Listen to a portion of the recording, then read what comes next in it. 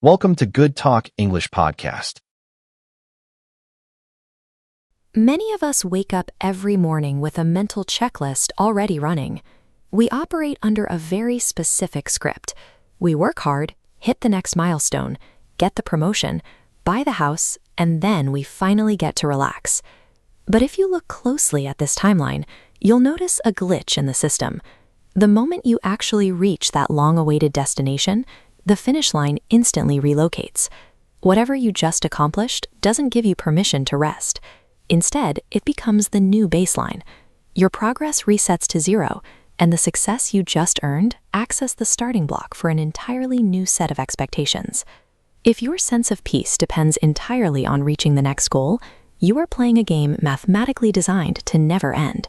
You will never actually arrive. Living this way takes a heavy internal toll. It creates a baseline of chronic emotional and mental fatigue that we simply accept as a normal part of adulthood. Your progress resets to zero, and the success you just earned acts as the starting block for an entirely new set of expectations. If your sense of peace depends entirely on reaching the next goal, you are playing a game mathematically designed to never end. You will never actually arrive. Living this way takes a heavy internal toll. It creates a baseline of chronic emotional and mental fatigue that we simply accept as a normal part of adulthood. We live in a culture that consistently misdiagnoses this fatigue. We look at constant stress and call it progress. We look at relentless pressure and mistake it for ambition. This relentless pace often persists because no matter how many tasks we complete, the internal voice remains critical. This suggests that the drive isn't about the external workload, but an underlying anxiety about whether our achievements can finally validate who we are. This daily state of depletion serves as a clear indicator that the strategy is failing. We are using a metric of success that trades away the very peace we are trying to earn. This internal pressure is accelerated by the environment we spend most of our time in.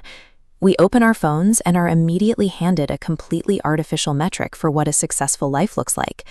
We take the ordinary, unpolished moments of our own lives and measure them against the carefully selected, highly filtered highlight reels of peers and strangers.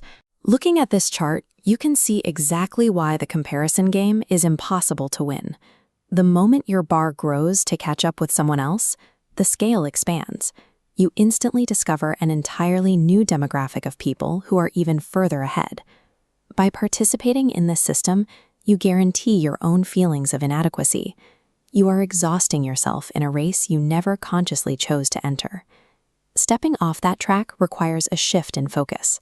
It starts by pulling your attention away from massive future milestones and returning it to the ordinary, quiet routines of a normal Tuesday. The first mechanism is environmental control. There is a direct, measurable link between your physical space and your mental state. A chaotic, cluttered room reliably produces a chaotic, cluttered mind. Taking 5 minutes to make your bed or clear off your desk has a surprising psychological payoff. You are physically constructing a small pocket of peace in your immediate surroundings. This diagram shows how boundaries function. They aren't walls. They act as a filter, deflecting constant demands on your energy. Remove that filter by habitually saying yes, and your internal capacity rapidly approaches zero, mathematically forcing you to say no to rest. You also have to recognize the limits of your own influence. A massive amount of stress comes from trying to manage unpredictable outcomes. Using moments of stillness, quiet reflection, or prayer allows you to actively surrender the need to control things that are simply out of your hands. Inner peace is not an abstract emotion you hope to randomly stumble across. It is an architecture you actively build and protect through deliberate daily habits. None of this works if your internal dialogue is hostile. We are often taught that harsh self-criticism and perfectionism are necessary drivers for personal growth. They aren't. They mostly just create anxiety. Practicing self-compassion means treating yourself with the exact same patience you would naturally offer a friend. It requires viewing a mistake as necessary data for improvement rather than undeniable proof of failure. This conceptual model illustrates how our brains naturally operate. Left to its own devices, the human mind defaults to a scarcity mindset. It strictly highlights what is missing, broken, or uncertain, completely ignoring the positive data flowing right past it. The deliberate practice of gratitude forces a manual override. Sliding this lens into place actively rewires your cognitive filter. It dims the focus on what's missing and brightly illuminates the abundance that is already present in your everyday life. Choosing self-compassion and gratitude does not mean you are lowering your standards for success. It means you are building the psychological resilience you actually need to enjoy the journey.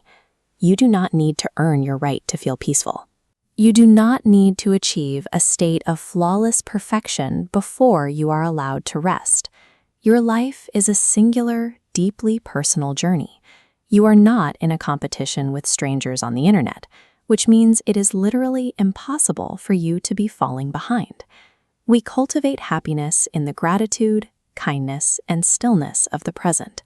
This quiet, daily state is built through our routines and the choice to stop postponing our well-being for a perfect future.